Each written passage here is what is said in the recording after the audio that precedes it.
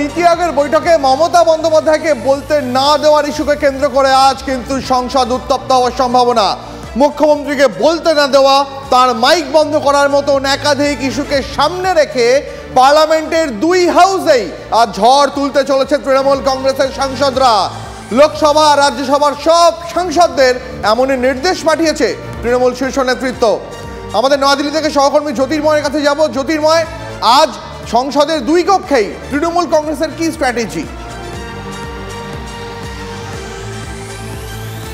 দেখো, মমতা বন্দ্যোপাধ্যায় সংবাদ মাধ্যমের সামনে যে বক্তব্য রেখেছে নীতি আয়োগের বৈঠক থেকে বেরিয়ে এসে, সেই বক্তব্যের টেক্সট গতকাল সকালে প্রত্যেক সাংসদের কাছে পাঠানো হয়েছে।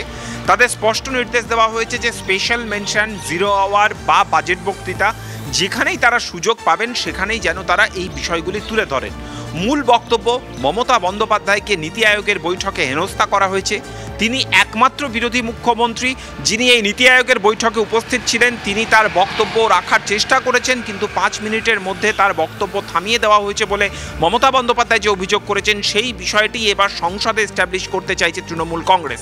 এর পাশাপাশি নীতি আয়োগের পরিবর্তে যেভাবে আবারও পরিকল্পনা কমিশন ফিরিয়ে আনার দাবি মমতা বন্দ্যোপাধ্যায় করেছেন, সেই একই দাবি এবং রাজ্যের দাবি দেওয়া সহ বিরোধী শাসিত রাজ্যগুলিকে যে বঞ্চিত করা হচ্ছে সেই বিষয়গুলি, অর্থাৎ রাজ্যের বকেয়া, তার পুঙ্খানুপুঙ্খ বিবরণ এবং তার পাশাপাশি বিরোধী শাসিত রাজ্যকেও যে বাজেটে বঞ্চনা করা হয়েছে, সেই ইস্যুগুলি যে মমতা বন্দ্যোপাধ্যায় তিনি তুলে ধরার চেষ্টা করেছিলেন নীতি আয়োগের বৈঠকে, সেই কথাটাই আবারও সংসদের অভ্যন্তরে লোকসভা এবং রাজ্যসভায় তৃণমূলের সাংসদরা তারা তুলে ধরবেন। আমি যে সময় কথা বলছি ঠিক সেই সময় লোকসভার অভ্যন্তরে জিরো আওয়ার স্টার্ট হচ্ছে।